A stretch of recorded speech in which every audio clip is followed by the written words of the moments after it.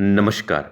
39 वर्ष के पुरुष की कुंडली का अध्ययन कर रहे हैं। इनके सवालों का जवाब करेंगे। इनके क्वेश्चन है, ये इंडिया से बाहर रहते हैं, आगे का जीवन कैसा रहेगा और अगर अभी कोई खराब समय चल रहा है तो इसके लिए क्या उपाय करें।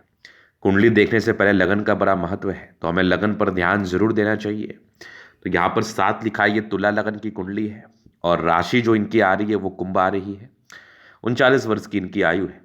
इसके बाद का डिस्कशन होगा इनके जीवन पर, ग्रहों की स्थिति पर और तुला लगन के व्यक्ति कैसे होते हैं। तुला लगन के व्यक्ति बड़े एम्बिशियस होते हैं, जीवन पर कुछ करने के लिए हाईली समर्पित होते हैं और लाइफ में बड़ी तरक्की को प्राप्त करते भी हैं, जीवन पर बड़ी सफलता को प्राप्त करते भी हैं, कभी हार नहीं मानते हैं और इमोशंस उतना ज़्यादा भी नहीं रहता कि एकदम एकदम परेशान हो जाए, तनावग्रस्त हो जाए। मतलब जीवन पर हमेशा आगे बढ़ने के लिए ऐसे व्यक्ति समर्पित रहते हैं, तुला लगन के व्यक्ति समर्पित रहते हैं।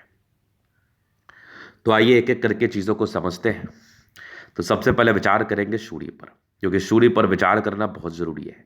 सूर्य को देखना समझना बहुत ज़रूरी है। सूर्य कहाँ बैठा है? सूर्य यहाँ पर, ये देख लीजिए 24 डिग्री पर है। तो सूर्य 24 डिग्री पर है, सूर्य बैठा कहाँ पर है? सूर्य 24 डिग्री का मतलब ये युवावस्था के आसपास है, 80% फल देगा।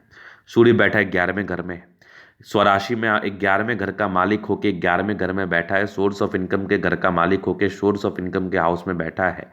तो जातक के जीवन में धन की दिक्कत कभी नहीं होती, जातक को कभी पैसे की प्रॉब्लम्स नहीं होती, हाईली एम्बिशियस होते हैं, जीवन पर कुछ करने के लिए समर्पित होते हैं। यहाँ पर स्थित सूर्य आपको अत्यधिक धनवान बनाता है, चूंकि 11वां घर सोर्स ऑफ इनकम का हाउस होता है, वो बली स्थिति में है, तो ये बहुत ताकतवर राजयोग है। अब चंद्रमा विचार करेंगे। चंद्रमा यहाँ बैठा इनका 23 डिग्री पर, ये भी 70-80% फल देगा। ये पंचम भाव में है। चंद्रमा दशम, कैरियर के हाउस का मालिक होकर पंचम में, मतलब कैरियर इनका पढ़ाई लिखाई से जुड़ा हुआ ही रहता है, उच्चतम कैरियर रहता है, संतान प्राप्ति होती है, संतान बड़ा अच्छा कार्य करते हैं, नो डाउट। मतलब जीवन पर तरक्की, सफलता, प्रगति सब कुछ मिलते हैं इनके, नो डाउट। अब अगर हम आगे बात कर लें, चंद्रमा के बाद बुध।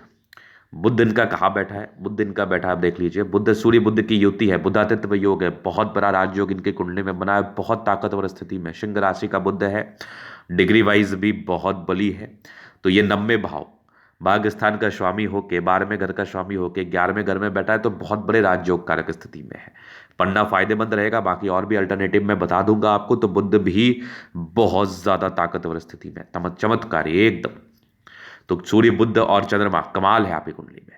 बृहस्पति कहाँ बैठ गया? बृहस्पति तीसरे छठे, ये भी विपरीत राज्यों कारक स्थिति में, स्वराशि का बृहस्पति अपने ही राशि में बैठा है।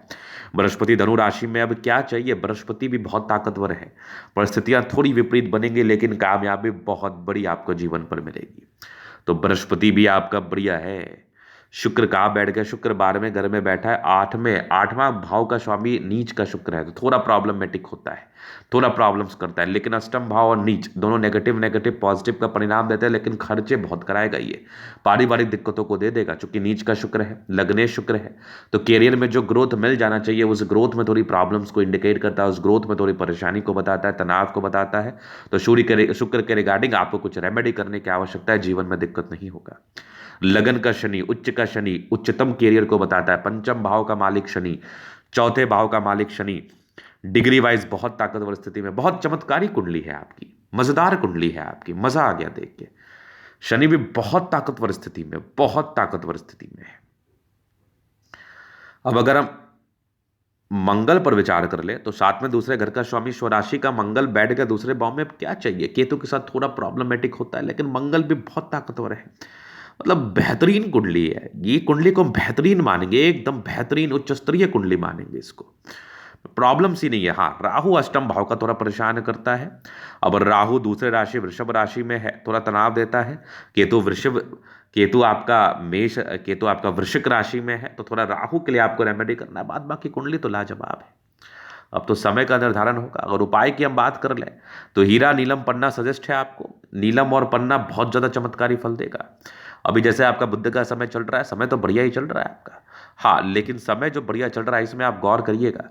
तो अभी आपका चल रहा है चंद्रमा, बुध में चंद्रमा, चंद्रमा आपका अच्छी स्थिति में है और बुध तो आपका वाकई लाजवाब है। तो यहाँ पर समय आपका बढ़िया चल रहा है, लेकिन राहु का इंपैक्ट है, याद रखिएगा, राहु थोड़ा तनाव दे रहा है आपको। तो कोई नहीं, जैसे आप राहु का उपाय करेंगे चीज़ें ठीक रहेंगी। समय थोड़ा खराब आएगा 2025 से 2027 के बीच, इससे पहले ही उपाय कर लें। उसके बाद तो समय, बुद्ध का पूरा महादशा 2032 तक तो आपका बढ़िया ही रहेगा, एकदम चमत्कारी।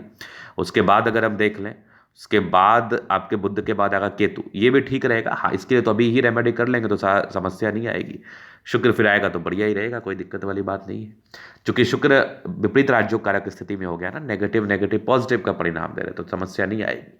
हाँ, जैसे हम राहु के लिए उपाय कर देंगे और जैसे आपने मेरा सजेशन मान लिया उपाय को लेकर, समस्याएं जीवन पर से खत्म हो जाएंगी। धन्यवाद।